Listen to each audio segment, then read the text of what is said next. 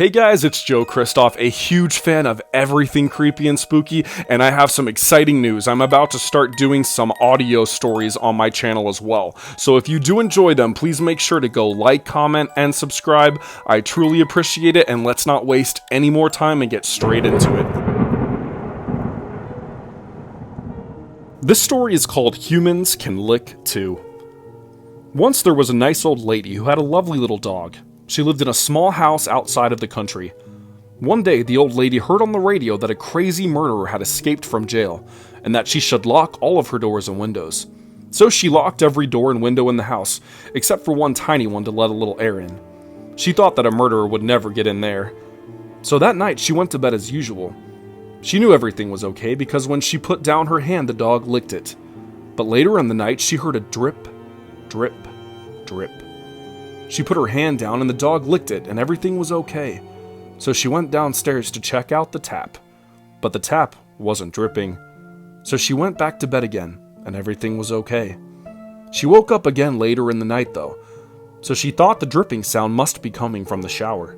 She went into the bathroom and there was her dog, dead, hanging in the shower, dripping with blood, all its intestines hanging out.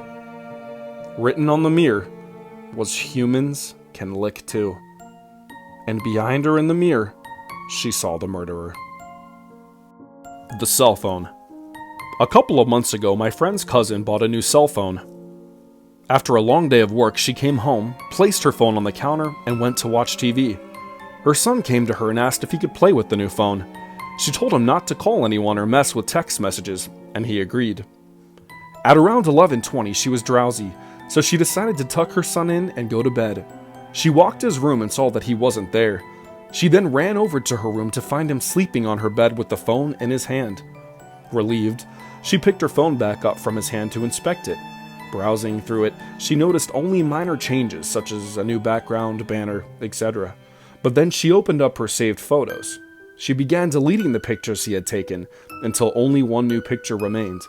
When she first saw it, she was in disbelief. It was her son sleeping on her bed, but the picture was taken by someone else above him, and it showed the left half of an elderly woman's face. Let me in, love. Years ago, my parents had their garage converted into an extra-large bedroom, and this was where we all played games. I was about 10, and it was the first time I had been left alone in the house while my siblings were all away. Naturally, I was up all night playing on our PS2 in there, having a blast. I don't know how late, but pretty late into it, I suddenly started hearing someone tapping on the window. They really went all out with the extra bedroom, and actually replaced the garage door with a wall, window, and a traditional front door you'd find on any house, complete with bolt and doorknob locks. Well, I didn't realize it. It was a sound not produced by the game, for a full minute or so. And the sound like someone drumming their fingers, 1, 2, 3, 4, 1, 2, 3, 4, really quietly, kept going without stopping. I finally really noticed it was the doorknob rattling and the sound moved to the door, which made it louder. I freaked right the hell out and snuck to the door to double check the locks. They were both unlocked, but the door tended to jam and act like it was locked unless you put a lot of effort into it.